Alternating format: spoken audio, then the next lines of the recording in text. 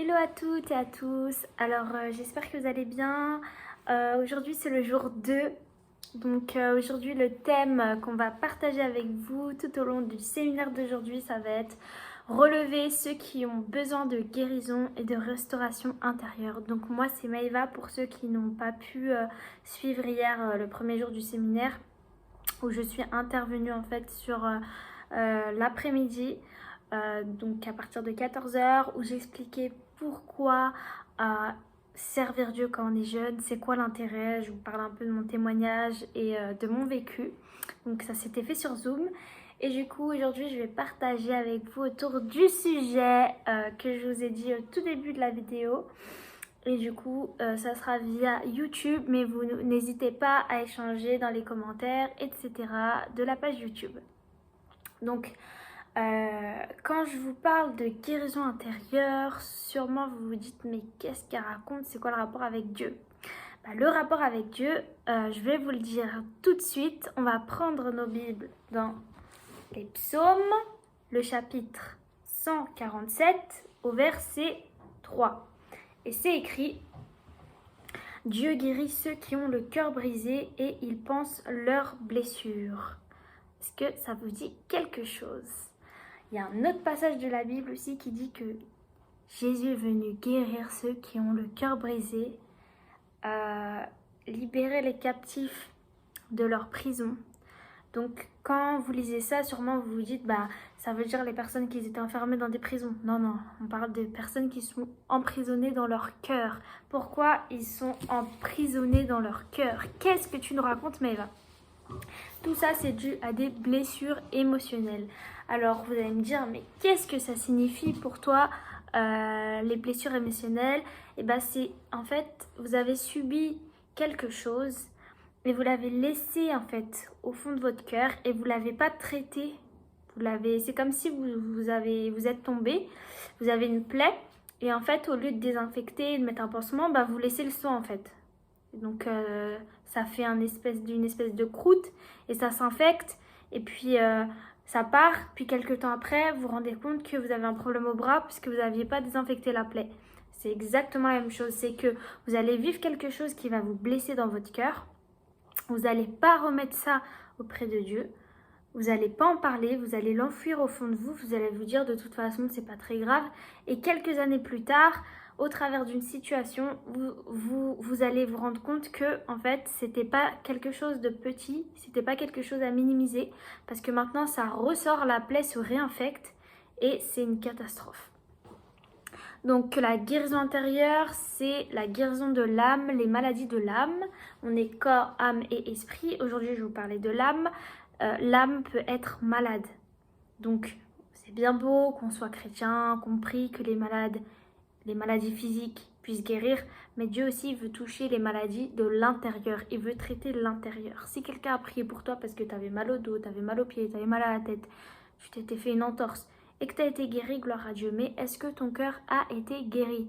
Tu peux me dire oui, mais Maëva, Dieu il dit dans sa parole que en gros, quand Jésus-Christ il a été à la croix, il nous a déjà libérés de tout ça. Oui, il t'a libéré des conséquences du péché, mais il peut pas travailler l'intérieur de ton cœur si tu lui donnes pas le feu vert. Ça veut dire que oui, il est venu à la croix, il t'a libéré de tes péchés, etc.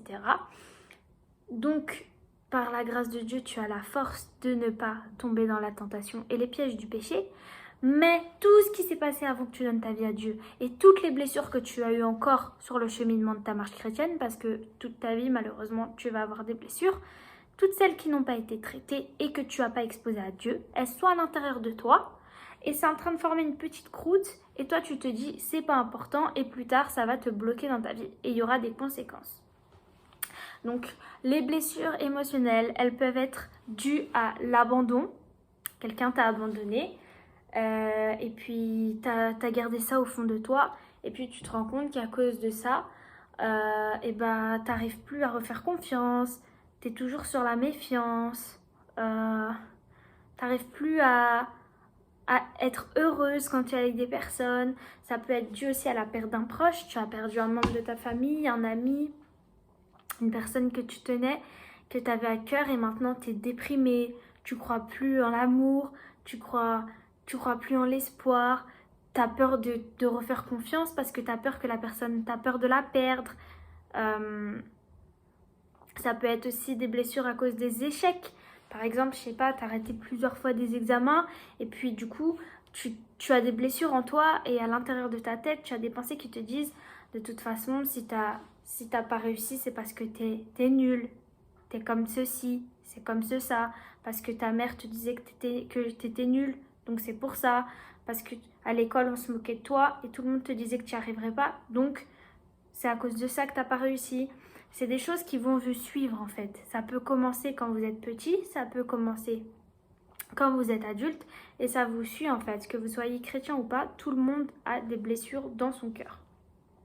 Ça peut être aussi des blessures dues à la violence physique, à la violence verbale, des gens qui vous rabaissaient, des gens qui vous tapaient, des gens qui vous ont peut-être fait des choses qu'ils ne devaient pas vous faire, des gens qui étaient constamment en train de se moquer de vous. Peut-être c'est des proches à vous, peut-être c'est vos parents, peut-être c'est vos frères et sœurs, peut-être c'était à l'école, peut-être vous avez vécu du harcèlement, que ce soit sexuel ou dans le scolaire, moral, quoi que ça puisse être. Si vous n'avez pas prié pour ça, ou si vous avez juste prié pour dire à Dieu que vous étiez triste et que vous n'avez pas fait un nettoyage à l'intérieur, c'est en train de s'affecter et c'est en train d'avoir des conséquences en fait sur votre vie et, pardon, c'est vraiment pas ce que Dieu veut. Parce que voilà, tout au long de votre vie, vous allez être blessé et il y a des domaines dans votre vie qui vont vous faire souffrir. Si vous avez été blessé dans une relation de couple, et que vous n'avez pas traité ça, vous allez voir que plus tard, même si vous êtes chrétien, vous allez rencontrer la bonne personne et vous aurez toujours peur qu'elle vous trompe, qu'elle vous abandonne, qu'elle vous trahisse, etc. Et ça, c'est des blessures, c'est la cause de blessures qui n'ont pas été traitées. Et Dieu, il veut vraiment vous restaurer dans tous les domaines de votre vie, que ce soit spirituellement, que ce soit professionnellement, que ce soit dans vos relations professionnelles, dans vos relations amicales, dans vos relations frères et sœurs, dans les relations de l'église et dans les relations amoureuses. Dieu, il veut... parfois il envoie les bonnes personnes dans nos vies, mais comme on n'est pas guéri de l'intérieur, j'avais déjà fait une vidéo là-dessus sur mon Instagram, je disais ça, on va gâcher la relation en fait. On va gâcher la relation, on va casser la bénédiction que Dieu nous donne parce qu'on n'est pas guéri et ça c'est très dangereux. Si nous ne laissons pas Dieu nous guérir de ces blessures, notre vie sera continuellement troublée et ces blessures viendront emprisonner notre cœur et nous rendre la vie difficile. Vraiment, là, le but de cette vidéo, c'est pas vraiment de vous témoigner, c'est plutôt de vous conseiller, vous encourager. Mais je sais que plusieurs fois dans ma vie, à cause des blessures que j'avais à l'intérieur de moi et que je n'avais pas traitées, j'ai été confrontée à des échecs, j'ai gâché les relations autour de moi, j'ai fait du mal et c'est vraiment pas ce que Dieu veut. Donc je vais vous dire quelques petits critères des personnes blessées. Donc les personnes blessées, les personnes qu'on a blessées, elles vont avoir du mal à pardonner, elles vont avoir du mal à s'ouvrir aux autres, elles vont avoir du mal à faire totalement confiance, elles vont avoir du mal à accepter l'amour qu'on leur donne. Elles vont fuir les autres, elles vont se culpabiliser pour tout et rien, elles vont se condamner, c'est-à-dire elles vont dire c'est ma faute de toute façon si ça n'a pas marché, je suis pas assez ceci, je suis pas assez cela, qu'est-ce qui tourne pas rond chez moi, chaque fois c'est comme ça, peut-être que je suis faite pour être toute seule, peut-être que Dieu il veut que j'ai pas d'amis, etc., etc. Ça c'est typique des personnes blessées. Les personnes blessées qui ne prennent pas le temps de se soigner, elles vont blesser à leur tour. Donc si on vous avait critiqué, on avait été méchant avec vous et que vous n'avez pas traité ça, vous allez vous rendre compte que malheureusement, vous allez reproduire ce que vous avez vécu sur les autres. Et ça, je le parle en vécu parce que pendant plusieurs années, mon père battait ma mère et j'avais gardé cette blessure au fond de moi et j'avais de la haine, de la colère. Et qu'est-ce qui s'est passé? C'est que j'étais devenue agressive. Donc verbalement, je faisais les mêmes choses que mon père avait fait à ma mère. Et parfois, je me mettais même à taper les garçons avec qui j'étais en couple. Donc vous voyez que ça, c'est quand même des grosses... c'est des gros problèmes en fait. Et c'est des grosses blessures et il faut les traiter parce que ça peut devenir vraiment dangereux. Donc voilà. Les personnes qui sont blessées, elles ont du mal à demander de l'aide. Elles ont du mal, elles ont honte.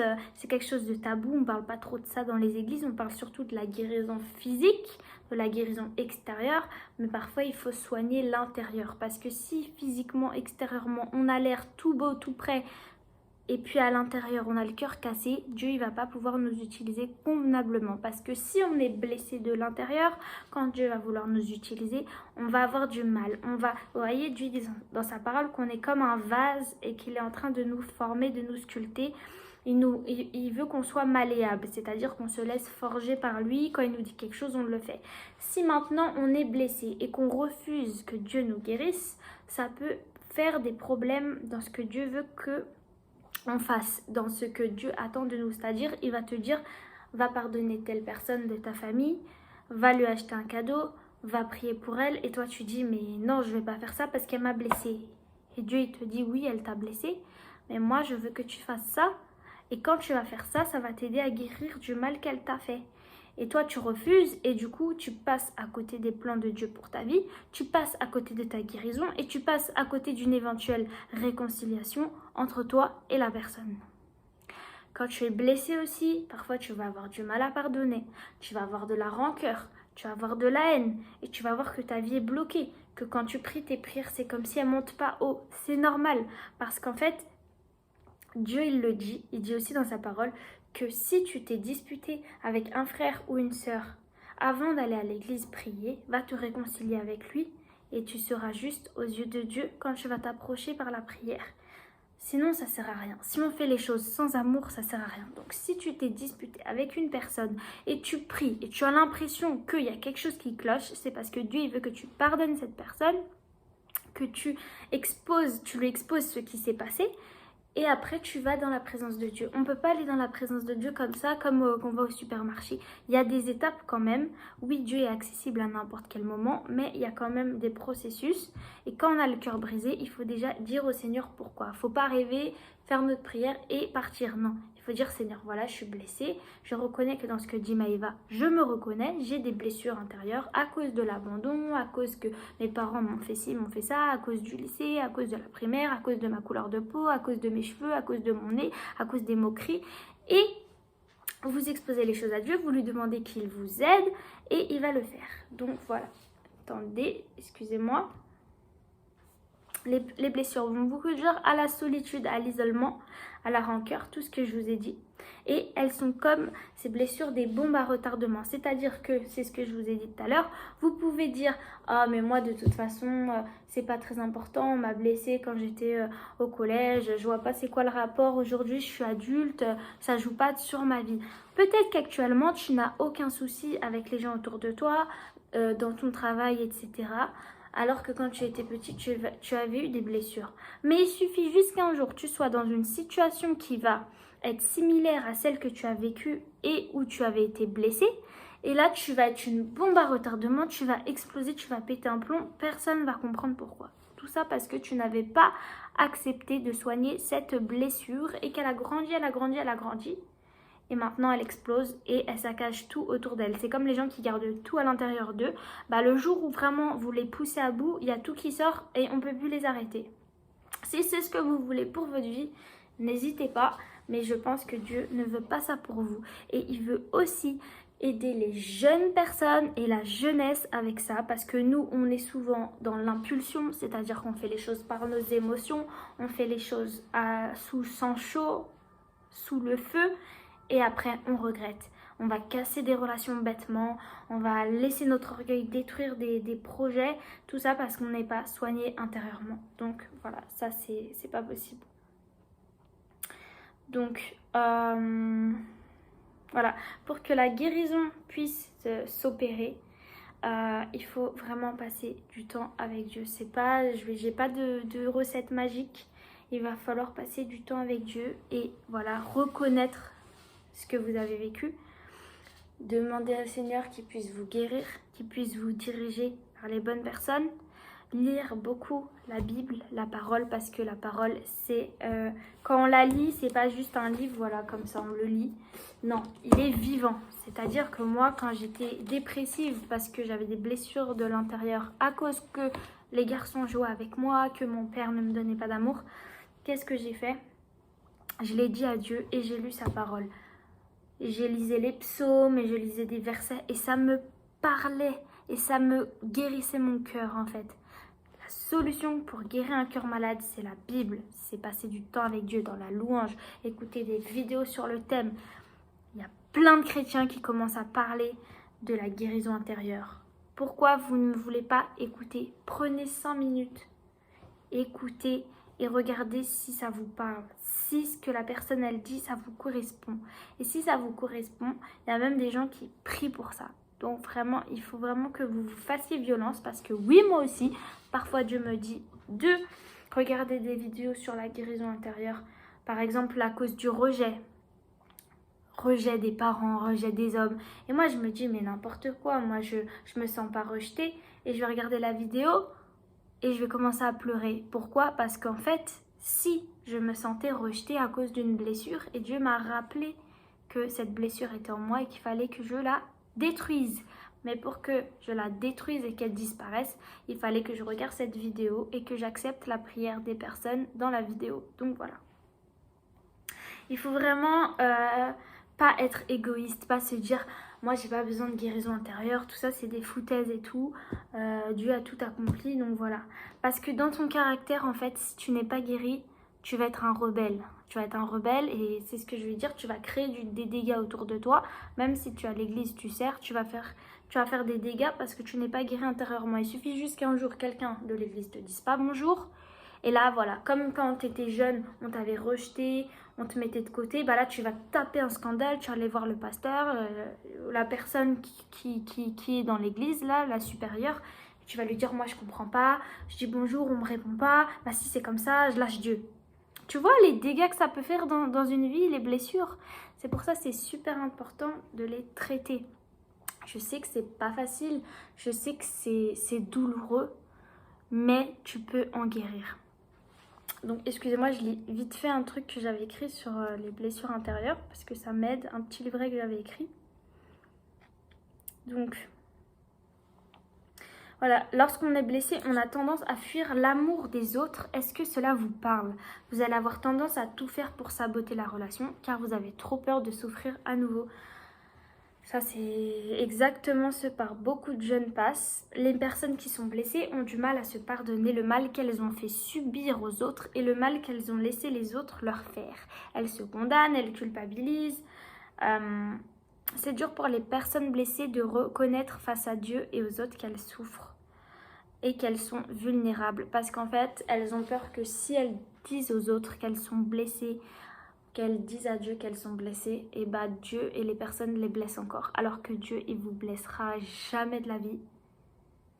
Et les autres, s'ils vous blessent dans tous les cas, Dieu, il va guérir votre cœur. Moi, je sais qu'il y a un moment, une période de ma vie où j'étais blessée intérieurement à cause de l'attitude de mes parents.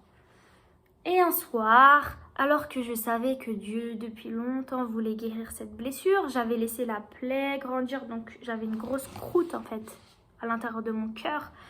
Et je me disais, mais de toute façon, c'est pas grave, je suis chrétienne maintenant, donc même si mes parents, ils m'ont fait ci, ils m'ont fait ça, c'est pas trop grave, quoi. Maintenant, j'ai Dieu. Ouais, bah maintenant j'ai Dieu, mais ça jouait dans mes relations. J'avais du mal à faire confiance, j'avais du mal à passer du temps avec eux, j'avais du mal à pardonner. Tout ça parce que je n'avais pas laissé Dieu traiter ma cicatrice. Donc un soir, j'ai pleuré. Et j'ai dit à Dieu, Seigneur, ça me blesse trop en fait, ce que mes parents me font.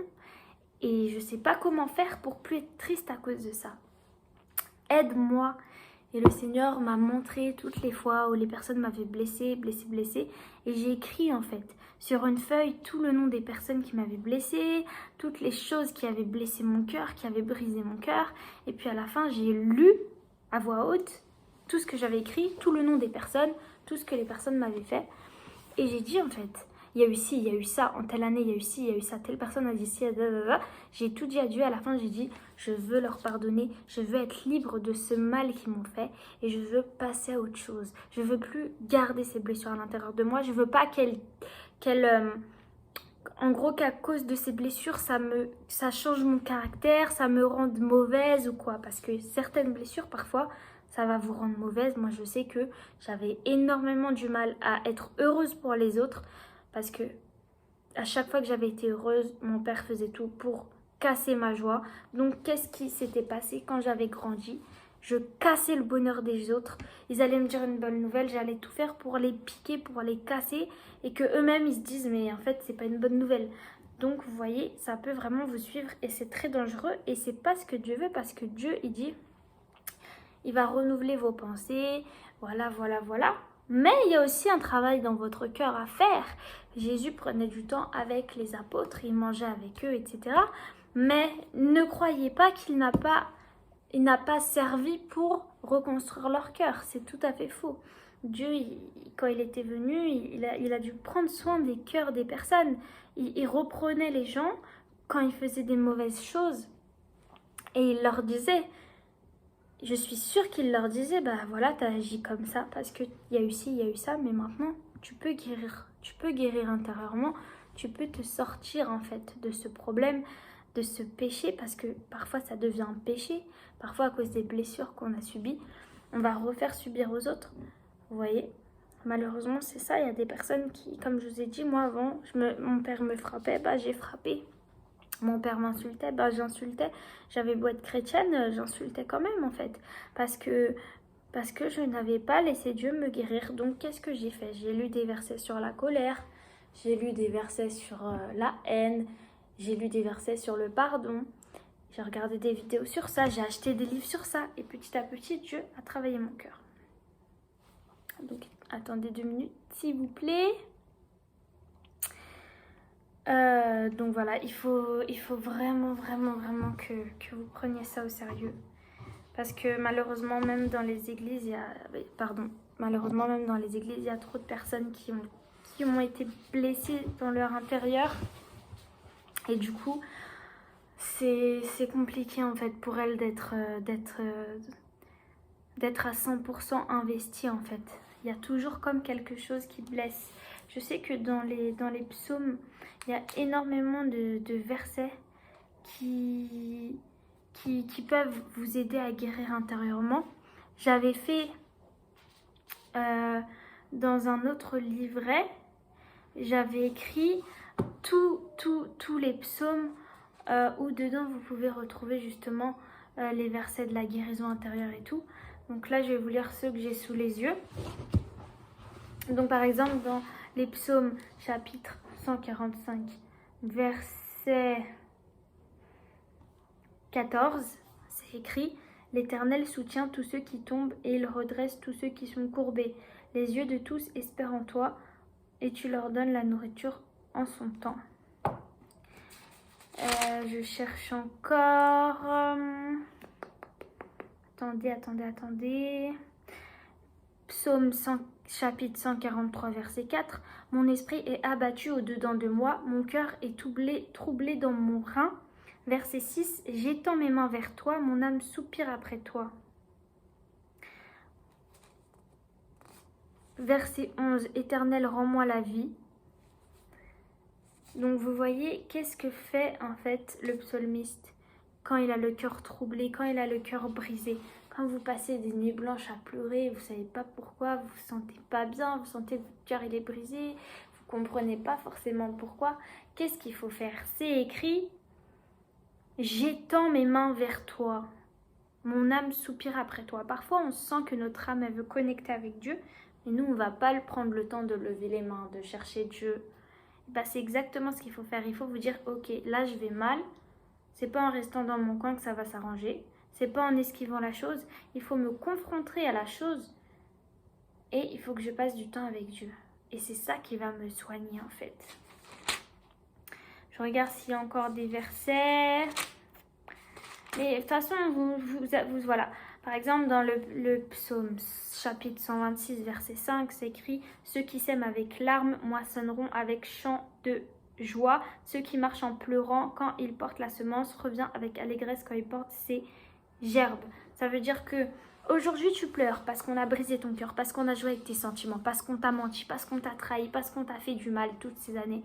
Mais Dieu te dit que demain tu peux sourire de joie et en gros, il va guérir ton cœur, il va te transformer, il va t'aider à pardonner, à lâcher prise sur ce que tu as vécu.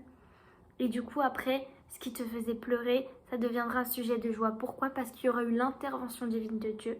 Donc tu verras le avant Avant que Dieu guérisse ton cœur, bah tu pleurais tout le temps, tu n'arrivais plus à faire confiance, tu étais malheureuse, malheureux dans tes relations, dans ce que Dieu te demandait de faire, tu n'étais pas assez impliqué. Tu avais tout le temps peur, tu avais des angoisses.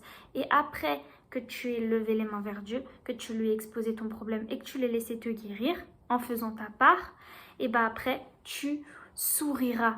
Tu n'auras plus peur, tu pourras de nouveau faire confiance, tu regarderas derrière toi et tu diras « Ah oui, c'est vrai qu'avant j'avais le cœur brisé à cause de telle situation, mais Dieu a guéri mon cœur. » Et tu pourras encourager les autres, eux aussi, à se tourner vers la face de Dieu, à prier pour avoir le cœur guéri. Et ça va faire une chaîne, où tu vas pouvoir être un canal que Dieu utilise, une lumière pour aider les autres. Et les autres à leur tour que tu as aidé vont aider des autres et ainsi de suite, tu vois. Alors que les blessures intérieures, si on ne les soigne pas, bah tout le monde se fait du mal et on a plein de trous dans le cœur et puis on se fait tous du mal. Et puis après, c'est le mal partout, il n'y a plus de lumière. C'est pas ce que Dieu veut. Il faut que tu acceptes que Dieu te guérisse pour être un canal, pour aider les autres. Si une amie un jour se trouve dans ta situation et qu'elle veut mettre fin à sa vie, non, tu peux lui dire, il y a de l'espoir, moi aussi j'étais triste, mais regarde, Dieu a guéri mon cœur, j'ai fait ci, j'ai fait ça, j'ai lu tel psaume, j'ai lu tel verset, tatati, tatata. Et tu vois, là tu vas devenir une lumière et là tu seras un instrument que Dieu va pouvoir utiliser pour relever les autres. Parce que si tu ne soignes pas ton cœur et que ta copine, elle est en train de déprimer, qu'elle veut se tuer et que toi aussi tu veux te tuer, vous allez vous dire quoi? Ouais, j'avoue, t'as raison, viens, on se tue. Et là, le péché, il peut arriver. Et là, vous pouvez faire des choses impardonnables. Par exemple, quand vous avez des blessures parce qu'on vous a trahi, le non-pardon, il peut vous pousser à faire des trucs de malade. Vous savez, vous regardez les infos, vous voyez bien les crimes passionnels, les trucs comme ça. Mais ça, c'est quoi? C'est à cause des blessures intérieures qui n'ont pas été traitées. Quand on arrive à un stade aussi grand, même faire des faux comptes, aller insulter les gens parce qu'ils nous ont blessés ou parce qu'on les envie, parce que nous, toute notre vie, on nous a rabaissés et que cette personne, tout le monde la suit, entre guillemets, ça, c'est péché, en fait. Qu'on soit chrétien ou pas, les blessures, ça nous pousse à faire des choses horribles. Et c'est pas ce que Dieu veut. Donc voilà, je vous encourage vraiment à lire les psaumes et à chercher en fait à chercher à ce que votre cœur soit connecté au cœur de Dieu. Si vous voulez être comme Dieu, si vous voulez être semblable à lui, avoir un cœur semblable au sien, il faut absolument que vous traitiez vos plaies intérieures. Parce que si Jésus il avait eu des blessures intérieures, vous croyez vraiment qu'il sera à la croix? Il allait dire... Telle personne m'a craché dessus, telle personne m'a mis la couronne d'épines, telle personne m'a trahi, telle personne m'a vendu pour 30 pièces d'argent, donc non, je ne vais pas à la croix. Et s'il ne sera pas allé à la croix, personne ne serait sauvé. Et on irait tous en enfer, on n'aurait pas d'espoir, on n'aurait pas d'espérance, on serait malheureux, on serait rempli de péché, on serait rempli de culpabilité. Jésus, il avait les mêmes émotions que nous, il a été tenté comme nous, mais la différence c'est qu'il a toujours regardé au Père. À chaque fois qu'il allait pas bien, qu'il avait vécu une situation douloureuse, c'est écrit dans la Bible, il prenait du temps à part avec Dieu, il priait, il lui exposait sa peine. Donc si Jésus l'a fait et qu'il est notre modèle, à combien plus forte raison, nous devons le faire. On ne doit pas se croire super fort et dire de toute façon moi j'ai pas besoin de guérison dans mes émotions et dans mes émotions. J'ai pas besoin de restauration émotionnelle ou je sais pas quoi. Et puis vous faites votre vie, parce que si Jésus l'a fait, vous devez le faire aussi. Donc, par exemple, là, il y a un verset dans les chapitres 120 des psaumes qui dit, verset 1, « Dans ma détresse, c'est à l'Éternel que je crie, il m'exauce, il délivre mon âme de la lèvre mensongère, de la langue trompeuse. » Pendant un moment aussi, j'étais accro au mensonge, donc c'est avant que j'aie Dieu dans ma vie, mais j'étais à chaque fois obligée de m'inventer, pas de m'inventer une vie, mais de peaufiner un peu les détails, de mentir un petit peu pour que les gens ils disent « Ah ouais et tout, trop bien Maëva et tout », pour que les gens me mettent en valeur, j'étais obligée de mentir. Et j'ai vite compris pourquoi. Parce que c'était une blessure, que j'avais pas confiance en moi. J'avais pas confiance en moi à cause de choses que j'avais vécues. Donc là aussi, vous voyez, Dieu a fait un travail. Donc vraiment, je prie, j'espère que ça vous a parlé, j'espère que ça vous a touché, j'espère que ça vous a encouragé. Vous êtes jeune, je suis jeune et on peut marcher avec Dieu, on peut faire des grandes choses avec Dieu, on peut briller, être des flambeaux, les lumières de ce monde, mais il faut qu'on accepte de lire un petit peu notre Bible, de passer du temps avec Dieu, d'écouter des louanges, parce que la louange, ça sert pour guérir les cœurs. Parfois, on n'a pas les mots dans la prière, on n'a pas le goût de lire la Bible, juste on écoute une louange et les paroles, elles nous transforment, elles nous guérissent le cœur, on se met à pleurer, on est délivré. Donc voilà, exposez vos problèmes, vos blessures à Dieu. Laissez-le le soigner. Faites une coopération avec lui pour guérir et vous serez les lumières de ce monde et vous ferez des merveilles et des étincelles. Moi, je crois en vous. Est-ce que vous croyez en vous? C'est ça la question. Donc je vous laisse. J'espère que ça vous a touché. Et en tout cas, voilà un petit peu mon histoire et ce que j'avais à cœur de vous partager.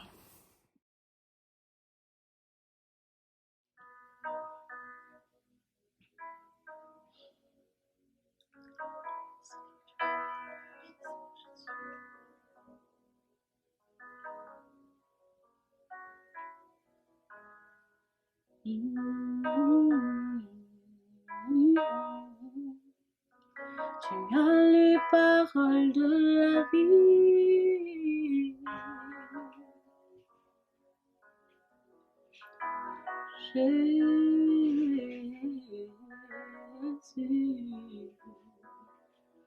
tu as les paroles de la vie. Papa, je viens à toi, éternel Dieu de gloire, afin que tu prennes le contrôle de ce moment, que tu prennes le contrôle de ce partage, que tu prennes le contrôle de ma bouche, que tu prennes le contrôle de mes pensées. Seigneur, je remets ce moment entre tes mains, parce que je sais qu'il ne s'agit pas de moi, que je suis un instrument, un outil, Seigneur, pour toi.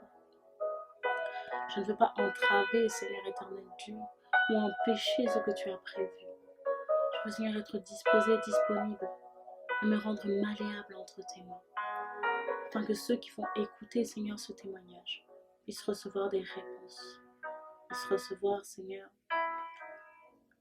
une direction, la restauration qui vient de ton esprit, de ta parole. Je veux simplement parler de toi, Seigneur, avec simplicité. Parler de ce que tu as fait dans ma vie. Je veux glorifier ton nom. Je veux élever ma voix. Oui, pour parler de toi. Je veux glorifier ton nom. Je veux témoigner de ton amour comme tu m'as fait grâce. Yeah. Comme tu m'as fait grâce, oh yeah. Comme tu m'as fait grâce, Yahweh, comme tu m'as fait grâce, tu as touché mon cœur, tu m'as ouvert les yeux, enlevé toutes mes peurs, alléluia, tu as touché mon cœur, tu m'as ouvert les yeux, retirer toutes mes peurs. Alléluia. Jésus, Jésus. À qui irai-je? Jésus, Jésus. À qui irai-je? Si ce n'est vers toi qui a les paroles de la vie, les paroles de vérité, les paroles de guérison, les paroles de puissance, les paroles de gloire, les paroles de lumière. Jésus, Jésus, Jésus. Jésus, Jésus, Jésus.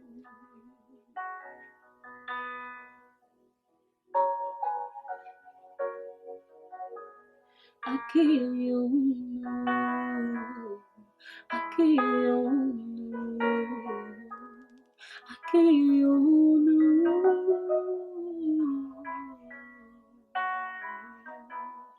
accueillons-nous, Seigneur.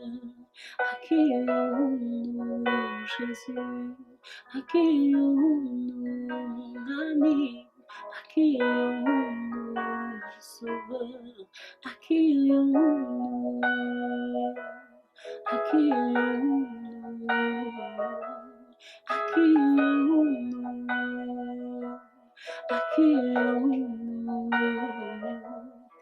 qui irai-je? À qui irai-je? À qui irai-je? À qui irai-je? Quand je ne comprends pas, à qui irai-je? Quand je suis perdue, à qui irai-je? Quand tout s'effondre, à qui irai-je? À qui irai-je? À qui irai-je? Oh, à qui irai-je? Oh, à qui irai-je? À qui irai-je? À qui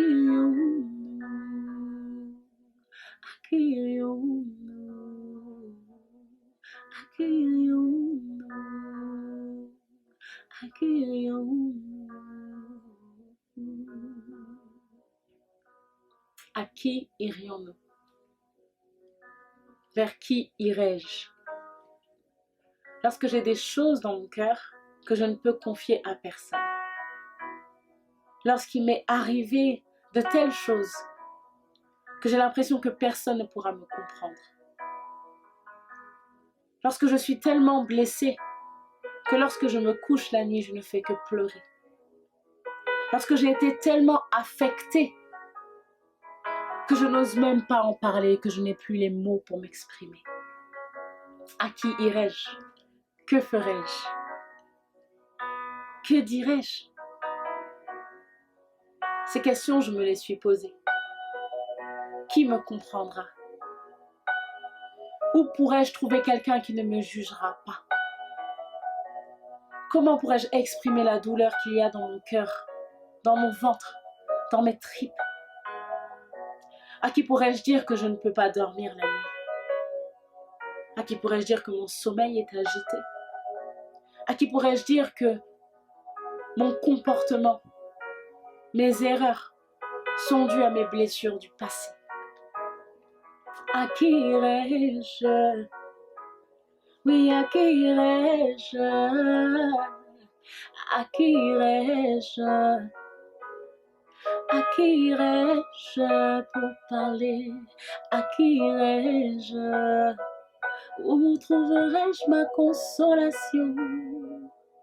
À qui irai-je?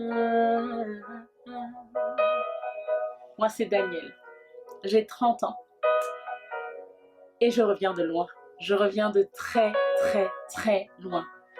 Aujourd'hui, la plupart des gens qui écoutent mon témoignage ou qui savent un peu d'où je viens se disent « Mais c'est pas possible, tu as eu 3 vies, tu as eu 4 vies, tu as eu 5 vies. » Et pourtant, je suis encore là et en vie pour venir partager ce que j'ai pu expérimenter et te donner à toi des clés pour surmonter ce que tu as vécu par le passé, dans ton enfance, ou hier, ou même ce matin. Ces choses qui t'ont blessé, qui t'ont affecté, qui t'ont meurtri à l'intérieur. Et tu ne sais pas comment t'en débarrasser. Et ça te pèse. Et des fois, tu oublies. Il y a des jours où tu peux oublier. Il y a des jours où ça ressurgit. Et tu le prends en plein visage, de plein fouet. Cette blessure que tu n'as pas soignée, cette plaie qui est infectée, ou qui se réinfecte, ou qui te fait un nouveau mal, et tu pensais que c'était cicatrisé et que tu avais tout mis derrière toi. Alors aujourd'hui, je viens te parler de ma vie. Je viens te parler de ce que j'ai traversé, de la trahison, du rejet, de l'abandon, de l'humiliation, de l'injustice, de l'incompréhension, de la douleur physique et morale. Je vais témoigner aujourd'hui, sachant que toutes les personnes de qui je vais parler sont des personnes, premièrement, à qui j'ai pardonné, mais deuxièmement, des personnes qu'il ne faut pas incriminer, parce que leur présence dans ma vie a fait de moi celle que je suis aujourd'hui. Alors je vais commencer par mon enfance. Mon enfance a été compliquée compliqué pour plusieurs raisons. Premièrement, parce que mes parents étaient séparés et que j'allais de l'un à l'autre, selon l'année, selon le temps. Deuxièmement, parce que j'ai vécu un drame qui a commencé lorsque j'avais 5 ans. J'ai été attouchée et touchée plusieurs fois, plusieurs jours, par la même personne, une personne de confiance. Et ça a été quelque chose qui, quand on a 5 ans, on réalise qu'il y a quelque chose qui cloche, mais on ne se rend pas compte de la gravité de la chose, mais surtout des conséquences que ça aura plus tard. Avec mes mots d'enfant, j'ai essayé d'en parler à des adultes, mais ils n'ont pas mesuré la gravité de ce qui s'était passé. Je suis alors devenue agressive. Je suis alors devenue imprévisible, voilà, c'est ça, imprévisible. J'ai alors changé de comportement, changé de caractère.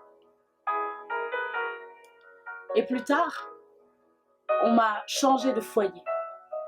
Mais ces choses ont recommencé dans l'autre foyer où j'étais, par d'autres personnes de confiance. Et mon corps a été souillé. Et je suis devenue agressive et j'avais l'impression d'être incomprise. Et du haut de mes 6, 7, 8 ans, je suis tombée dans ce qu'on appelle une dépression infantile. Et je me suis renfermée dans ce monde, dans mon monde. Et je me disais, personne ne pourra comprendre la douleur de ce qui se passe. Puis ensuite, plus tard, mon père biologique s'est mis à me battre. Je devais avoir 8-9 ans quand ça a commencé. Et je ne parle pas de la gifle, je ne parle pas de la fessée, je parle de la baston. Et c'était éprouvant physiquement, mais aussi moralement. Et je me disais, mais comment mon propre père peut me faire ça? Comment est-ce qu'il peut me détester à ce point? Qu'est-ce que j'ai fait? Pourquoi? Qu'est-ce que j'ai fait pour mériter ça? Plus tard, je suis arrivée au collège et j'ai vécu le harcèlement scolaire. J'ai vécu le rejet. J'ai vécu la violence physique, verbale et émotionnelle. Et je n'en ai pas parlé jusqu'à au moins après mes 18 ans. Pourquoi? Pareil, je me disais, mais qui comprendra? Qui peut comprendre la peine que je ressens, la souffrance que j'ai? Et j'ai décidé de garder toutes ces choses en moi. J'ai décidé de les garder pour moi et de continuer d'avancer coûte que coûte et de me battre. Ensuite, je me suis liée d'amitié avec certaines personnes. Et il y a eu, oui, des trahisons, et je n'entrerai pas dans les détails, de l'abandon, à plusieurs reprises par des proches, par de la famille. Et en grandissant, en avançant, toutes ces choses ont pesé sur moi. Et j'ai commencé à tomber malade. Outre la dépression, j'ai commencé à tomber physiquement malade. On m'a diagnostiqué toutes sortes de maladies. Et je m'enfonçais dans cette tristesse, mais aussi dans cette solitude intérieure. Mais plus tard, je me suis dit que j'avais plus envie de vivre comme ça. Je ne voulais plus être triste en permanence, en colère, me sentir rejetée, abandonnée de tous. Alors j'ai décidé de me prendre en main. J'ai décidé de prendre ma vie en main. J'ai décidé d'être celle que je voulais être. J'ai décidé d'être libre. J'ai décidé de laisser tout ça de côté. Et je me suis mise à lire, à me documenter. Et ma passion depuis que je suis petite, c'est la musique. C'est chanter, c'est danser, c'est m'exprimer, c'est l'art. Alors j'ai décidé de faire de l'art, de me former, de danser, de chanter, de rencontrer du monde. J'ai décidé de lire, j'ai décidé de regarder des films, d'apprendre de nouvelles langues. J'ai décidé de me mettre au sport, de faire du développement personnel. Et je suis devenue une personne plutôt équilibrée, plutôt joyeuse d'ailleurs. Et les personnes qui étaient autour de moi se disaient « Ah là là, mais tu es pleine de joie. On est heureux quand on est avec toi. » Et oui, j'étais pas parfaite. Et oui, j'avais des soucis, des difficultés. Mais j'avais décidé de vivre ma vie et de prendre ma vie en main. En m'éloignant de toutes les personnes qui m'avaient causé du tort. Ces personnes qui m'avaient mal parlé, qui m'avaient rabaissé, qui m'avaient humilié, qui m'avaient fait mal physiquement et moralement. Je me suis dit, j'ai décidé de faire simplement ma vie loin de ces personnes. Et j'étais heureuse pendant un temps. Du moins, je pensais. Et lorsque je voyais mon père, parce que je n'ai jamais cessé de le voir, mais lorsque je voyais mon père, il y avait toujours cette douleur, cette haine dans mon cœur, cette difficulté à rester près de lui pour plus d'une heure. Et j'avais ces mots durs. J'étais heureuse dans ma vie, mais j'avais ces mots durs envers lui. Lui, il pourra crever la bouche ouverte. Je l'aiderai jamais. Quand j'aurai des enfants, il ne les touchera pas. Puisque moi, sa propre fille, il a été capable de briser mes os. Quand je me marierai, il ne sera pas là. Je ne l'inviterai pas. Et tout en menant cette vie heureuse et décontractée, j'avais de la rancune, j'avais de l'amertume et j'avais de la haine dans mon cœur. J'avais aussi beaucoup d'incompréhension et de tristesse par rapport à des personnes que j'avais perdues, des personnes qui sont mortes, des personnes qui m'avaient tout simplement abandonnée. Et en fait, au fur et à mesure de ma vie, je me suis rendu compte que j'avais établi ce qu'on appelle des mécanismes de défense. Quand je m'étais sentie abandonnée par ma mère, abandonnée par mon père, abandonnée par mes frères et sœurs, abandonnée par ma propre famille, incomprise de mes amis, alors j'avais décidé de faire abstraction de tout ça, mais mon comportement en était influencé. C'est-à-dire que je ne me permettais pas de m'attacher à qui que ce soit. Parce que je me disais, assurément ces personnes aussi vont m'abandonner. Assurément ces personnes aussi vont me trahir. Quand je m'attachais à quelqu'un, j'avais toujours cette peur, cette inquiétude, cette angoisse. Qu'assurément, un jour, toi aussi, tu m'abandonneras. Toi aussi, tu vas me rejeter. Et je vivais avec ce poids et ce fardeau continuel. Concernant l'humiliation, parce que le harcèlement scolaire est une humiliation. Et j'en profite vraiment pour dire que c'est un sujet que nous devons prendre à bras-le-corps. Le harcèlement scolaire est réel. Il a commencé hier, il existe encore aujourd'hui, il existera encore demain si nous ne faisons rien. Nous avons des jeunes, de plus en plus jeunes, des enfants qui sautent la vie parce qu'ils ne trouvent personne à qui parler, parce qu'ils se sentent justement rejetés, humiliés et incompris. Et ça a été mon cas. Parce que avec ce que je vivais chez moi, mes douleurs et mes difficultés personnelles, d'être harcelée constamment à l'école, physiquement et verbalement, j'avais envie de m'ôter la vie plusieurs fois. Et ce qui m'a sauvée, c'est que j'aimais l'école, j'aimais l'instruction. Alors j'y allais. Mais ça a été très, très difficile. Et en étant constamment humiliée, parce que tu t'habilles pas comme nous, parce que tu parles pas comme nous, parce que tu es trop intelligente ou pas assez, parce que tu es grande, parce que tu es petite, parce que tu es grosse, parce que tu es maigre.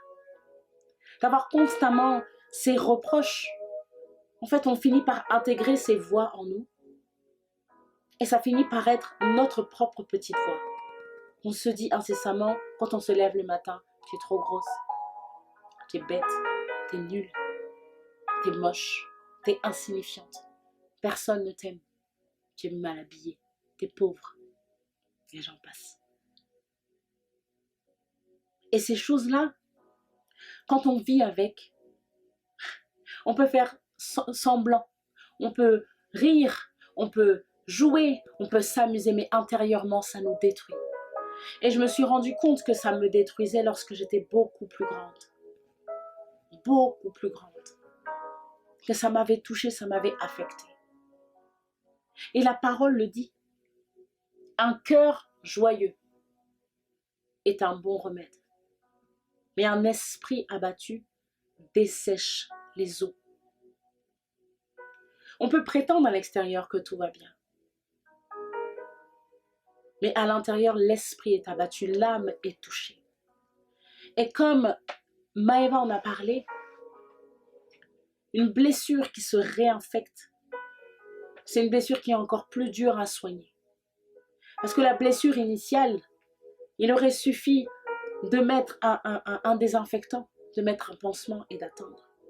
Mais lorsqu'on laisse une blessure comme ça à l'air libre s'infecter, elle est encore plus douloureuse et elle met encore plus de temps à se soigner. Voilà pourquoi moi je viens aujourd'hui te dire qu'il y a des clés, il y a des solutions. Parce que nous traversons tous à un moment donné de notre vie l'humiliation, le rejet, l'abandon, la trahison et toutes ces choses. Pourquoi? Parce que l'homme n'est pas parfait. Parce que ta maman n'est pas parfaite. Tes collègues de travail ne sont pas parfaits. Ton professeur, tes amis à l'école ne sont pas parfaits. L'homme n'est pas parfait. Et parfois, sans le vouloir, nous nous blessons les uns les autres. Nous nous faisons mal les uns les autres. Consciemment ou inconsciemment, là n'est pas la question. La question est que cette blessure, quel effet elle a sur toi?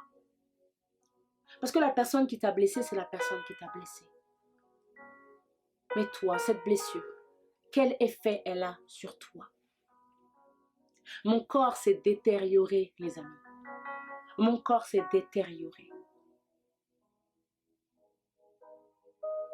On m'a diagnostiqué toutes sortes de choses qui semblent insignifiantes, mais mis bout à bout, c'était devenu un parcours médical sans cesse. Je passais mes nuits aux urgences, mes semaines chez les médecins en accumulant ordonnance sur ordonnance, médicament sur médicament. Jusqu'à ce que je puisse me rendre compte que mes nuits étaient devenues agitées, que j'ai commencé à faire des cauchemars. Et lorsque je vous ai parlé de cette période où j'ai décidé de me reprendre en main, de faire du développement personnel, du sport et toutes ces choses, ça m'apportait du réconfort, ça me faisait du bien. Et le développement personnel m'a appris beaucoup de choses. Mais c'était éphémère et ça ne durait qu'un temps. Et ça n'allait pas en profondeur. Et un jour, je me suis dit, il y a quelque chose en moi qui m'empêche d'avancer. Il y a des blocages. Et ce que j'avais réalisé, c'est que oui, j'ai été touchée étant enfant. Et je me suis construit autour de ça. J'ai pris ma force autour de ça. En me disant que moi, j'irai aider ceux qui vivent la même chose. Parce que j'ai pardonné à celui qui m'a fait ça. Et j'ai pardonné à ma famille de ne pas m'avoir écouté, de ne pas m'avoir saisi, de ne pas m'avoir compris. Mais vous savez quoi? Un jour, j'ai fait une réelle introspection. J'ai regardé dans mon cœur. Et non, ça me faisait encore mal. Il m'arrivait parfois de me sentir encore souillée. Et j'avais remarqué que ça avait une influence sur ma manière de m'habiller. Ma manière de m'habiller était influencée par ce que j'avais vécu dans le passé. Ma manière de parler était influencée par ce que j'avais vu et entendu par le passé. Aujourd'hui encore, aujourd'hui là où je parle, j'ai vécu une difficulté. Et mon comportement aurait pu être influencé par ce que j'ai traversé. Mais il y a une clé pour échapper à tout ça. Il y a des clés pour échapper à tout ça. Premièrement, il faut que tu puisses faire cette introspection en toi-même. Parfois, on ne veut pas regarder là où ça fait mal. On ne veut pas regarder dans le passé. On ne veut pas retourner dans l'enfance. On ne veut pas regarder dans son cœur. On ne veut pas trifouiller dans ses tripes. Parce que ça fait mal, parce que c'est douloureux, parce que c'est inconfortable. Et parce qu'en fait, je vis très bien ma vie comme ça. Mais crois-moi, non, c'est faux. Tu ne vis pas bien ta vie comme ça. Première étape, c'est de faire cette introspection personnelle. Est-ce qu'il y a des choses dans mon passé qui m'ont blessée, qui m'ont affectée, qui influencent aujourd'hui encore mon comportement? Comment est-ce que je vois mon prochain? Comment est-ce que je regarde ma mère? Comment est-ce que je regarde mon père? Comment est-ce que je regarde mon frère? Comment est-ce que je regarde mes collègues de travail? Comment est-ce que je vois le monde? Comment est-ce que je vois autrui? Comment est-ce que même je regarde la boulangère? Est-ce qu'il y a des choses dans mon enfance ou dans mon passé qui influencent ma manière de voir, qui influencent ma manière de voir le monde? qui influence mon comportement, qui influence ma manière de m'habiller, qui influence ma manière de parler, de comprendre, d'écouter et d'aimer les autres. La première étape, c'est de faire cette introspection. Quand on va chez le médecin, c'est parce qu'on sait qu'il y a quelque chose qui ne va pas. Lorsqu'on va chercher la guérison, c'est parce qu'on sait qu'on est malade. Et aujourd'hui, avant même de parler de guérison, il faut que tu puisses reconnaître que tu es malade. Que ton âme, quelque part, a été touchée. Ça peut être par ce qu'on t'a dit, par ce qu'on t'a fait, par quelque chose que tu as vu, par un secret que tu gardes à l'intérieur. Tu te dis, mais à qui irai-je? À qui vais-je pouvoir en parler? Ce fardeau que tu portes, que tu ne partages pas avec tes proches. Cette sensation d'être différent, incompris, mis à part. Une fois que tu as pu reconnaître qu'il y a cette blessure, il y a cette difficulté, il faut que tu puisses la nommer. Est-ce que je me suis sentie rejetée? Est-ce que je me suis sentie humiliée? Est-ce que là, je me suis sentie abandonnée? Est-ce que là, j'ai eu l'impression que c'était une injustice contre moi, contre ma famille? Est-ce que là, je me suis sentie seule? Et moi, je vais vous dire, lorsqu'on est touché, souillé par une personne, c'est une chose. Mais 2, et 3, et 4. Et lorsqu'à 13 ans, on vous emmène dans une forêt, et on vous fait des choses abominables et on vous fait mal. Et on vous laisse là, exposé, nu, comme un vulgaire objet. Ça fait mal.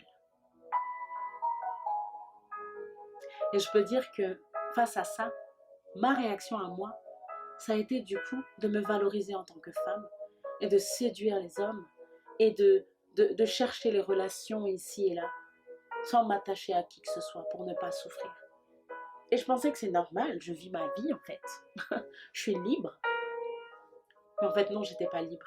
J'étais esclave de ma douleur, esclave de ma souffrance, esclave de la dévalorisation que j'avais vécue sous ces hommes. Parce qu'on est battu par son père, à coups de poing et à coups de pied. Parce qu'on est insulté dans un foyer. Parce qu'on est rabaissé dans un foyer. Lorsqu'on nous donne tous les noms d'oiseaux possibles et inimaginables pendant des années. Lorsqu'on vous ballotte d'un foyer à un autre parce qu'en fait on n'a pas envie de vous avoir dans notre maison. Et qu'on vous envoie ici, on vous envoie là, on vous envoie ici, on vous envoie là. Et on te fait comprendre à quel point tu es un fardeau et à quel point c'est difficile d'être à côté de toi. Parce que tu vas à l'école chaque matin avec la boule au ventre, la peur de te faire insulter en classe, bousculer dans un couloir. Parce que tu fuis les réunions de famille, parce que tu sais que on va encore soit se moquer de toi, soit te mettre de côté, soit tout simplement pas te comprendre ni t'écouter. C'est difficile. Peut-être que dans ta situation, tu as été touché. Tu as été violé par un proche, par quelqu'un de ta famille, quelqu'un à qui tu faisais confiance. Peut-être que tu as été battu par une figure d'autorité. Peut-être que tu as subi des abus physiques, des abus verbaux, par quelqu'un que tu aimais. Peut-être que tu as été rejeté par ta famille, par tes collègues à l'école. Peut-être que tu as été humilié en public. Peut-être que tu as été incomprise un jour. Laisse-moi te dire qu'il y a une solution. Il y a une clé. Il y a une porte. Et la guérison est possible.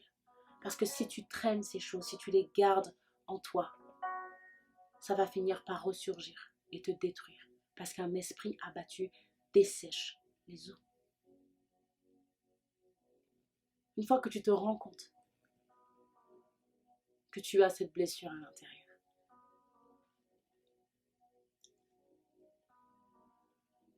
et que tu l'as nommé.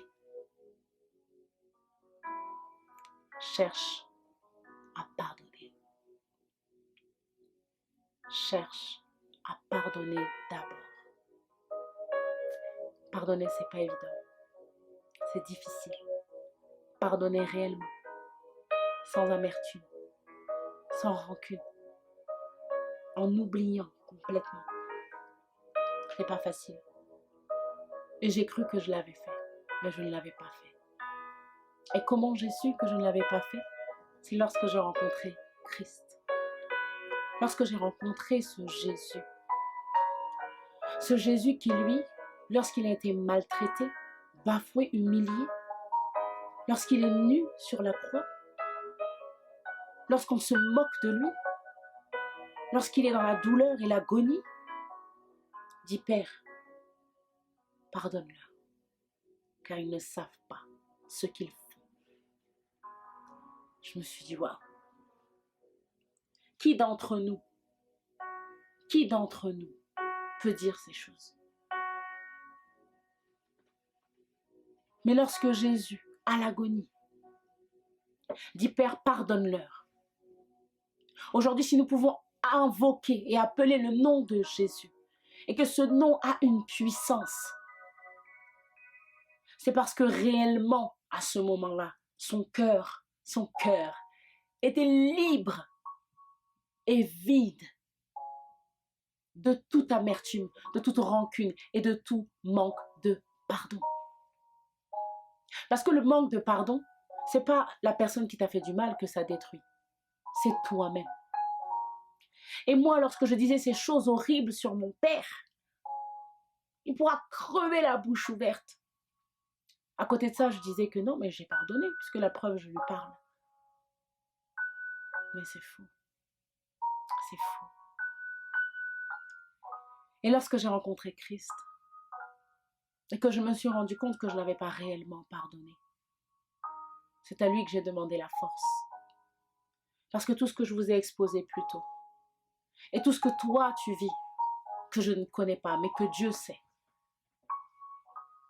je sais que c'est difficile de pardonner à ces personnes, à ces gens, surtout quand ces personnes sont si proches de toi et que tu les aimes tellement. Comment peuvent-elles agir de la sorte? Mais personne n'est parfait. La chair dans laquelle nous sommes, elle est corruptible. Nous avons des émotions, des états d'âme, des pensées. Il faut que tu puisses te rendre compte que ce n'est pas la faute de ta mère, ce n'est pas la faute de ton père, ce n'est pas la faute de ton oncle, ce n'est pas la faute de ta sœur, ce n'est pas la faute de ton fiancé, ce n'est pas la faute de ton ex, ce n'est pas la faute de tes copines. Le combat est ailleurs. Le combat est ailleurs. Mais avant d'arriver là, il faut que tu puisses chercher la force en toi de pardonner. Pardonner ne veut pas dire que tu vas te replonger dans les bras de la personne qui t'a trompé, qui t'a trahi, que tu vas renouer la relation avec la personne qui t'a mise plus bas que terre. Pardonner veut dire que tu enlèves toute rancune et amertume de ton cœur, que tu peux souhaiter du bien à cette personne, que tu peux souhaiter une bonne vie et la paix à cette personne. Pardonner veut dire que tu oublies complètement la transgression. Par tes forces, tes propres forces, ce n'est pas possible. Et je t'encourage vraiment à te placer dans la présence de Dieu et à lui demander la force de pardonner à celui qui t'a violé, de pardonner à celui qui a souillé ton corps, de pardonner à celui qui t'a battu, celui qui t'a trahi, celui qui t'a abandonné, celui ou celle qui t'a humilié, celui ou celle qui t'a dévalorisé, celui ou celle qui t'a rabaissé. Seigneur, je veux l'oublier complètement. Seigneur, je veux que cette douleur ne soit plus mon partage. Je veux que cette souffrance intérieure enfouie à l'intérieur de moi ne soit plus mon partage. Je ne veux plus me sentir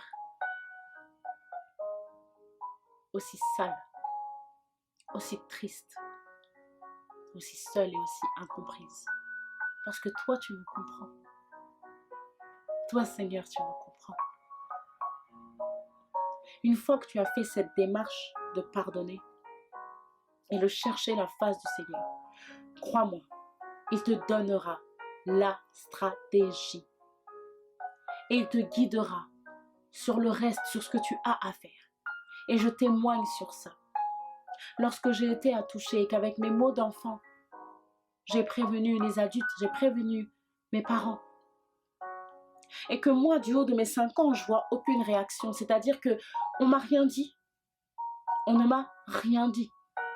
Et celui qui m'a fait ça, on ne lui a rien dit non plus. Et la vie a continué normalement. Alors de mes yeux d'enfant, c'était comme... Mais pourquoi on ne fait rien alors? Qu'est-ce que ça veut dire? Qu'est-ce que... Moi, je me sens mal, je me sens souillée. En plus, il m'a fait mal, mais personne n'agit en ma faveur. Alors j'ai grandi avec ça. Et j'ai grandi avec cette conviction que ma mère ne m'aimait pas. Sinon, elle aurait agi. Sinon, elle m'aurait aidée, elle m'aurait dit quelque chose, elle m'aurait soutenue, elle m'aurait encouragée. Et j'ai grandi avec cette conviction que, en fait, elle s'en foutait. Tout simplement, elle s'en foutait. Et plus tard, lorsque j'ai commencé à être battue par mon père et que j'essayais de me confier à ma mère et que j'avais aucune réaction, aucune réponse, je me disais peut-être que ma mère ne m'aime pas aussi. Ou peut-être qu'elle s'en fout, ou qu'elle ne mesure pas le danger. Pourquoi elle ne comprend pas ce que je demande? Mais vous savez, lorsque j'ai rencontré Christ et que j'ai cherché à réellement enlever toute rancune, toute amertume de mon cœur et que j'ai essayé vraiment de faire comme lui, Seigneur, pardonne-leur parce qu'ils ne savaient pas ce qu'ils faisaient. Pardonne-moi parce que moi aussi, en les haïssant, je ne savais pas ce que je faisais. Le Seigneur m'a dit, lève-toi, va parler à ta mère. Et j'ai protesté pendant des jours. Je vais parler de quoi? Elle sait tout et elle n'a rien fait pour moi. Et c'était fort sur mon cœur. Il fallait que j'aille parler avec ma maman. Plus tard, je témoignerai de ça dans les détails. Mais cette discussion a été merveilleuse. Parce que le Seigneur m'a permis de voir déjà qu'avec mes yeux d'enfant, j'ai vu des choses, j'ai compris des choses avec mon cœur d'enfant. Ma mère a pu m'éclairer sur des choses que je n'avais pas compris, sur des choses que je n'avais pas vues, sur des choses que je n'avais pas entendues. Mais elle a pu entendre ma souffrance. Qu'en fait, finalement, je n'avais pas exposé. Et c'est ce qu'on fait tous, nous les blessés. On garde. On met dans notre cœur, on met dans nos tripes. On balance derrière et on avance. Mais on souffre. Et on se dit que c'est ma mère, c'est mon père, c'est ma soeur, c'est mon frère, ils devraient comprendre, ils devraient savoir. Non, on n'est pas parfait. Et l'être humain n'est pas Dieu et on ne peut pas tout savoir. Et j'ai pu aller exposer mon cœur à ma mère. J'ai pu aller lui dire, maman, voilà, il y avait tel événement, ça m'a fait mal, ça m'a blessée. Parce que je n'ai pas compris pourquoi tu as réagi comme ça. Parce que je me suis sentie abandonnée. Parce que je me suis sentie rejetée. Il y a eu ci, il y a eu ci, il y a eu ça. Il y avait des choses où j'avais raison et d'autres où j'avais pas raison. Il y avait des choses où elle avait raison et des choses où elle n'avait pas raison. Mais ce n'était pas ce qu'il y avait de plus important. Le plus important, c'est que j'ai pu déverser mon cœur. Et vous savez quoi? Elle a pu déverser le sien.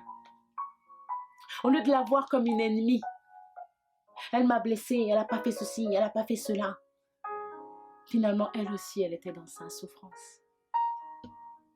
Elle a pu déverser son cœur et j'ai pu déverser le mien. Nous avons pu parler. Nous avons pu nous pardonner.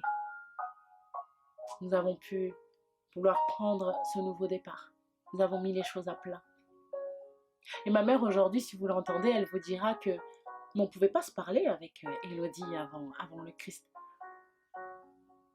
On se croisait, on discute, c'est ma mère. Je ne la haïssais pas et je ne l'ai jamais ignorée. On se parle. Mais le degré d'intimité que nous avons maintenant, l'amour que nous avons maintenant, la communion que nous avons maintenant, c'est différent. Pourquoi? Parce que j'ai pu livrer ma souffrance. Elle a pu livrer la sienne. Nous avons tout déposé. Et il y a un principe qui est biblique, qui est spirituel. Il faut exposer les mauvaises choses à la lumière.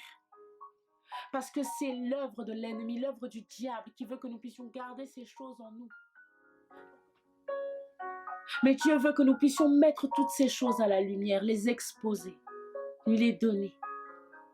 Et à partir de là, lui, il va s'en charger. Vous savez, il m'a donné beaucoup d'autres stratégies que je n'aurai pas le temps de communiquer aujourd'hui. J'ai parlé avec ma mère.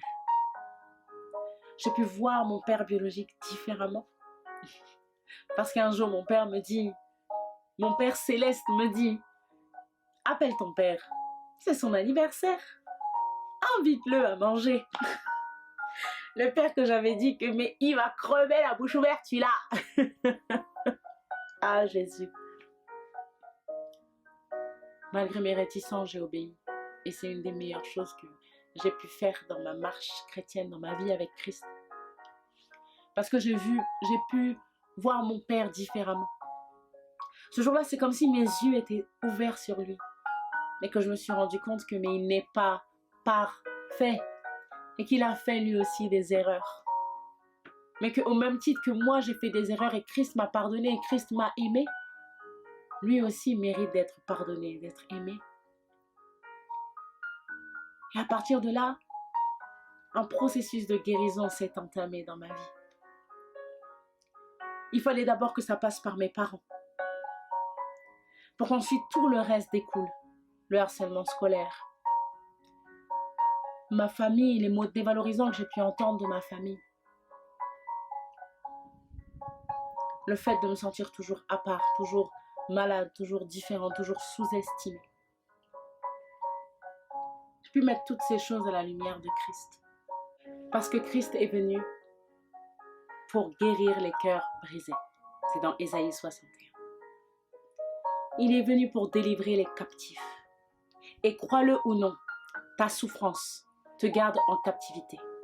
Cette blessure qui ne guérit pas, ça te garde en captivité. Ces non-dits, ces frustrations que tu gères, ça te garde en captivité. Tu te crois libre comme moi je l'ai été pendant des années.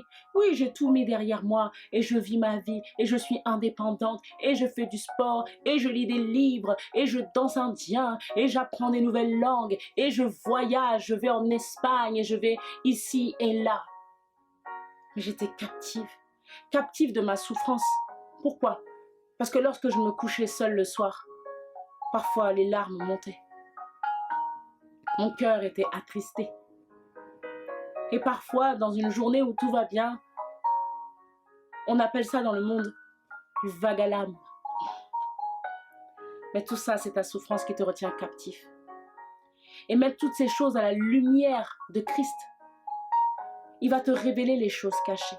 Il va guérir ton cœur, penser tes blessures. Il va utiliser cela pour t'enseigner, pour te modeler. Mais surtout, au travers de toi, il va aussi guérir les autres. Vous savez, lorsque je suis venue à Christ, je me suis rendu compte qu'il sait tout. Il voit tout. Même quand je n'étais pas avec lui, il était déjà là. En fait, ses yeux étaient déjà sur moi. Et j'ai vécu des choses. Je pouvais en parler à personne. Je peux en parler à personne. Et aujourd'hui, je donne mon témoignage parce que Christ m'a affranchi de ces choses, de ma vie d'avant, de mes souffrances d'avant. Mais vraiment, il avait les yeux sur cela. Et il y avait des choses que je vivais. Il y avait des pensées que j'avais. Je ne comprenais pas pourquoi j'avais ces pensées, pourquoi j'avais ces comportements, pourquoi j'avais envie de ça plutôt que de ça. Et le Seigneur me rappelait, mais regarde ce moment dans ton enfance, regarde ce moment dans ton passé, regarde ce moment la semaine dernière.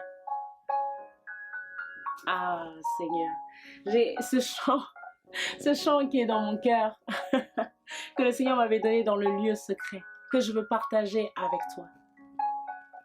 Ah Seigneur Jésus. toutes choses, il sait toutes choses, toutes choses, il sait toutes choses, toutes choses, il sait toutes choses, toutes choses. Rien ne t'est caché, rien ne t'est caché, Yahweh. Tout est à nu, à découvert devant tes yeux. Rien ne t'est caché, rien ne t'est caché, Yahweh. Tout est à nu, à découvert devant tes yeux. Toutes choses, tu sais, toutes choses, tu sais, toutes choses, tu sais, toutes choses.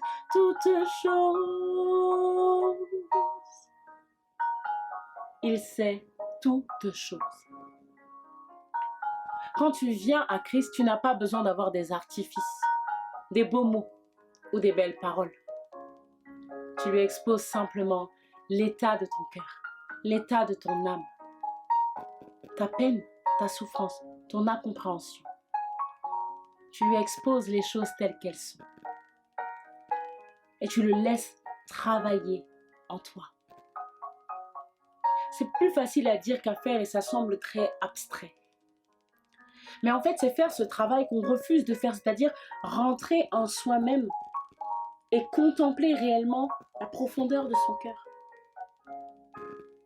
Certains le font avec le développement personnel, en rentrant en eux-mêmes et en essayant de trouver des solutions par eux-mêmes. Laisse-moi te dire que la solution, c'est Christ.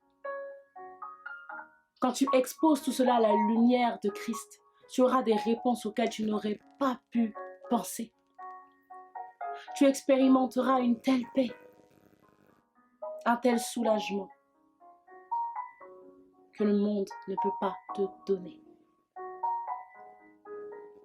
Et lorsque tu as mis toutes ces choses devant la face de Christ, comme je disais, il va te donner la stratégie, les choses à appliquer. La prochaine étape, c'est d'obéir. Parfois, le Seigneur peut te demander de faire des choses que tu ne comprendras pas, ou qui te sembleront difficiles, comme moi, inviter mon père à manger. Mais obéis. Obéis. Au travers de ton obéissance, le Seigneur va te montrer qu'il t'aime et qu'il veut t'accompagner et te soutenir. J'ai bientôt fini là, cette première partie de mon témoignage. Parce que je témoignerai de certaines choses en détail dans une vidéo à part. Car de ma naissance jusqu'à mes 26 ans, lorsque j'ai rencontré Christ, j'étais morte en moi-même. J'étais morte en moi-même. Je ne vivais pas réellement. La véritable vie, la véritable joie, la véritable paix, le véritable pardon et la véritable guérison ne s'expérimentent qu'en Christ. Seulement si tu veux le laisser faire, seulement si tu vas à lui avec un cœur sincère, un cœur pur, un cœur disposé à se laisser défricher, à se laisser laver, à se laisser purifier, mais à se laisser remplir d'amour et de paix. Je veux terminer en disant que le combat est spirituel. Tu ne combats pas contre l'homme. La parole de Dieu déclare qu'on n'a pas à lutter contre la chair et le sang. Le combat est d'abord spirituel. Si quelqu'un te fait mal, prie. Si quelqu'un te trahit, prie. Si quelqu'un t'insulte, prie. Si tu es blessé, prie. Si tu es triste, prie. Si tu as peur, prie. Si tu souffres, prie. Cherche la face de ton Dieu. Aujourd'hui encore, j'ai expérimenté une déception telle que quand c'est arrivé, les larmes ont voulu monter. Mais mon premier réflexe a été de courir vers Dieu. d'élever ma voix vers lui et de lui déposer mon cœur. Et il a déposé une telle paix, une telle joie que je peux faire cette vidéo maintenant. Pour témoigner que peu importe ce qui se passe, ne laisse pas la trahison, ne laisse pas le rejet, l'abandon, l'humiliation, l'injustice, l'incompréhension, la frustration et les non-dits t'atteindre si profondément que tu deviendras aigri, blessé, et qu'à l'intérieur de toi, ce soit en train de pourrir en fait. Et Jésus l'a dit, à quoi ça sert d'orner l'extérieur si l'intérieur est plein de rapines et de ronces? Ne te pare pas d'une beauté extérieure, ne porte pas de masque en disant que tout va bien. Dans la présence de ton Dieu, sois libre de te laisser aller et de lui exposer tout ce qui ne va pas, tout ce que tu as vécu. Et je dis l'enfance, le passé, mais ça peut être ce que tu as vécu hier avec ta mère, ce que tu as vécu hier avec ton collègue de travail, ce que tu as vécu hier à l'école, le découragement que tu as éprouvé à la suite de paroles dévalorisantes venant de proches. Ça peut être une situation que tu traverses même maintenant. Ne laisse pas cela t'affecter. Dépose au pied de la croix de Jésus-Christ. Laisse-toi guérir. Pardonne. Cherche la stratégie de l'Éternel pour ta vie. Et n'hésite surtout pas à parler. Expose ces choses à la lumière, à quelqu'un de confiance. Prie, le Seigneur va te guider. Et je finirai en te disant, envoie-nous des sujets de prière. Nous voulons prier pour toi. Nous voulons prier pour ta situation. Nous voulons prier pour ton cœur. Nous voulons prier pour ta blessure. Nous voulons prier pour tes pensées. Nous voulons prier pour ta famille. Nous voulons prier pour ton corps, pour ton âme, pour ton cœur. Et c'est ce que nous allons faire maintenant. Père éternel, Dieu de gloire, je veux te dire merci. Je veux te dire merci, Seigneur, parce que toi, tu as été envoyé pour guérir les cœurs brisés, pour délivrer les captifs.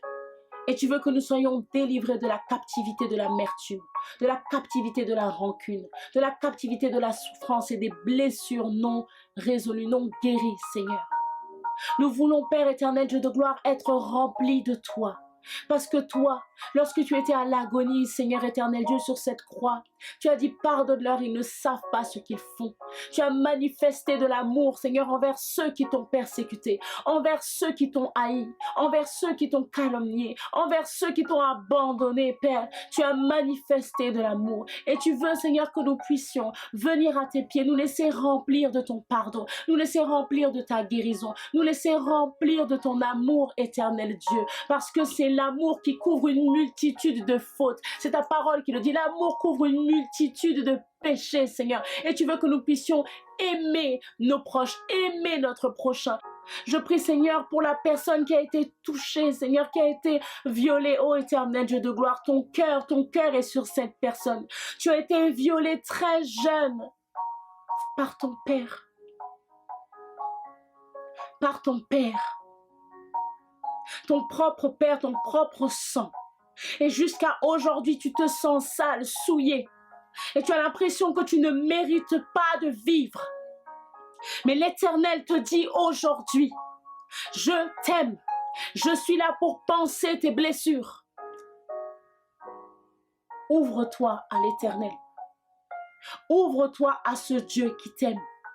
Ne regarde pas à ton père, ne regarde pas à ta mère ou à ta famille. Mais regarde seulement à Christ, qui t'a aimé le premier, qui a tout donné pour toi. Il a donné sa vie pour toi, pour que tu puisses marcher en nouveauté de vie, pour que tu puisses recevoir cette paix, cette joie qui vient de lui seul. Il veut te laver, il veut te purifier, il veut te sanctifier. Et il veut que tu te vois comme lui, il te voit, comme son enfant, comme la prunelle de ses yeux, comme une perle qui n'a pas de prix. Il veut que tu puisses te valoriser à nouveau. Il veut que tu puisses t'aimer à nouveau. On regarde toi au travers des yeux de Christ. Alléluia, Père éternel, Dieu de gloire. L'Éternel dit encore, regarde-toi au travers de ce que je dis que tu es. Alléluia. Merci Seigneur, parce que tu aides quelqu'un à surmonter cette souffrance, Seigneur, que j'ai connue. Parce que tu aides quelqu'un aujourd'hui à surmonter cette blessure, ce secret, Seigneur, qui déchire les entrailles, qui dessèche les os. Merci Seigneur. Nous te glorifions, Père éternel, Dieu de gloire. Alléluia. Merci Jésus. Et voilà pour cette vidéo. Je partagerai mon témoignage plus en détail dans une autre vidéo. Pour ce que j'ai partagé aujourd'hui, j'espère vraiment que ça a pu t'aider, que ça a pu t'encourager, que ça a pu te fortifier, que tu as pu être édifié par le témoignage que j'ai pu donner aujourd'hui. Nous allons nous retrouver cet après-midi à 14 h sur Zoom, sur le thème de « Honore ton père et ta mère ». Je trouve qu'il est important de pouvoir parler de ce sujet. Pourquoi? Parce que nous sommes le plus challengés sur nos relations interpersonnelles, nos relations familiales. Et il est important que nous puissions parler de ce commandement, qui est le premier commandement avec une promesse que nous devons absolument respecter. Et je sais qu'en étant jeune, ce n'est pas facile d'honorer ton père ou ta mère lorsqu'ils ont été violents, méchants, ou lorsque tu as été frustré ou déçu par leur comportement. Et nous allons parler de tout ça. Nous allons parler des défis d'une vie saine et équilibrée, d'une relation saine et équilibrée. Nous allons parler de comment vivre sa foi dans une famille qui n'est pas chrétienne ou qui est d'une confession différente que la tienne. Nous allons parler des non-dits, de la frustration, du pardon, de la communication et de l'obéissance. Alors sois connecté avec nous à 14 h sur Zoom. À bientôt.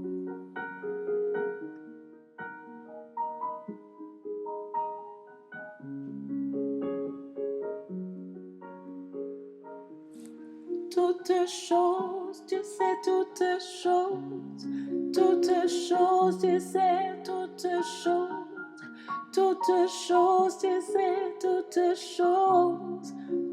choses. Rien ne t'est caché, rien ne t'est caché, Yahweh. Tout est à nu, à découvert devant tes yeux. Rien ne t'est caché, rien ne t'est caché, Yahweh. Tout est à nu, à découvert devant tes yeux. Toutes choses, tu sais, toutes choses, tu sais, toutes choses, tu sais, toutes choses. Que pourrais-je dire de plus? Tu connais mes pensées, tu vois l'état de mon cœur, tu sondes mes reins, tu entends les pleurs silencieux de mon âme, tu connais mes pensées, tu sais l'état de mon cœur, tu entends les pleurs silencieux de mon âme. Toutes choses, tu sais toutes choses, toutes choses, tu sais toutes choses.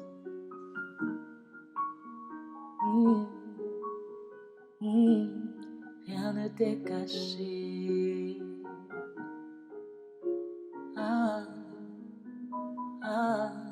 Rien ne t'est caché.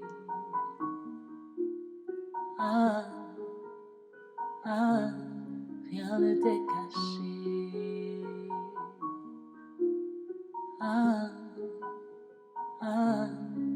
Tu me connais,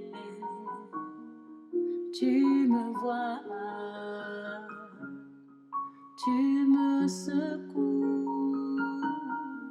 tu m'entoures, tu me protèges, tu me gardes, tu m'enseignes, tu m'instruis.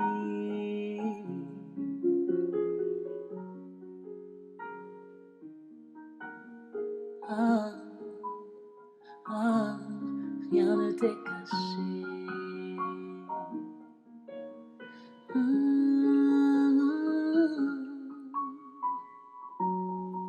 Tu sais toutes choses, Seigneur.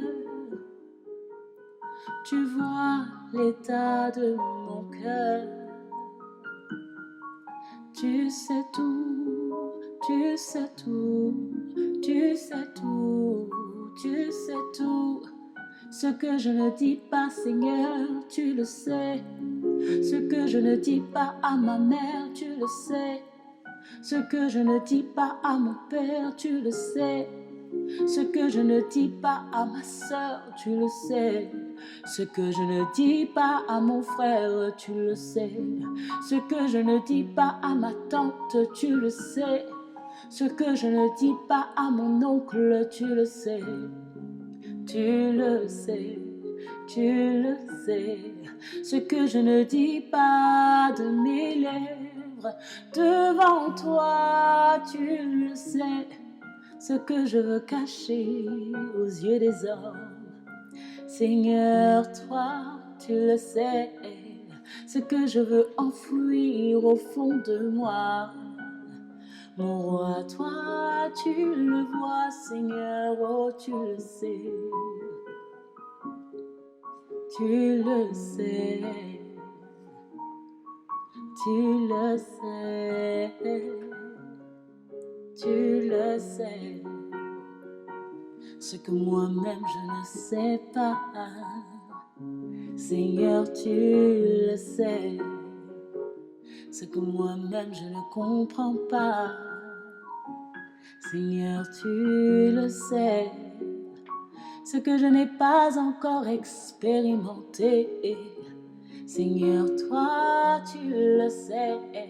Ce que je n'ai pas encore compris, Seigneur, tu le sais. Seigneur, tu le sais. Seigneur, tu le sais.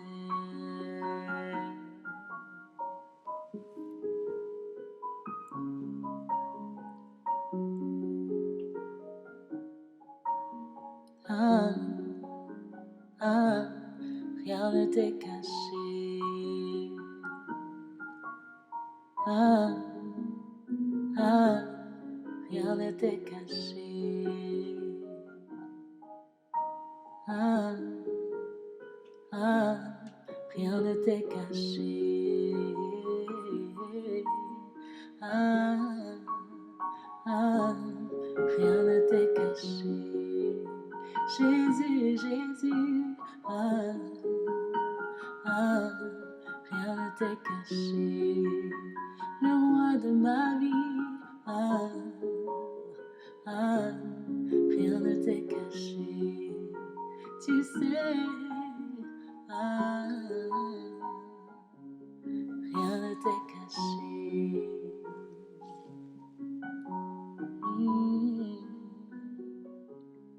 Rien ne t'est caché.